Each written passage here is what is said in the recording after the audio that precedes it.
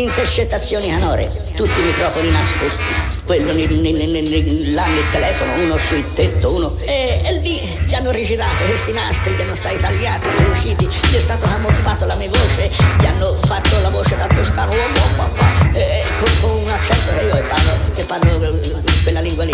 Inoltre poi noi non abbiamo avuto nessun partito perché di politica non ci se ne intende, ma abbiamo sempre acclamato e applaudito, cioè chi comandava e compagnia bella. E trovai una bella ragazza, insomma, che era un anno e più che si era fidanzati, e arrivò il momento di sposarsi, ci si voleva bene, e questa donna poi un brutto giorno la trovai in compagnia di un altro, e io ero geloso, ti volevo bene a questa donna, e lei cominciò a dirmi: guarda, mi ha preso per forza, piccolo, andai che tirati do pugni.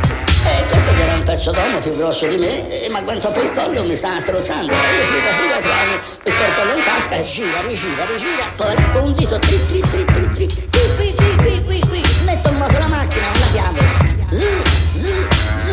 che io non ho detto nessuna falsità, io ho scritto le poesie, insomma il mondo esistesse un po' di bene, e ognuno si considerasse suo fratello, ci sarebbe meno pensiero e meno pena. Noi condividiamo. E il mondo ne sarebbe assai più bello. Ma ora siamo davanti alla Corte d'Assise e lei è imputato di 16 omicidi. Allora vorrei ricordarle che lei di questo si deve occupare.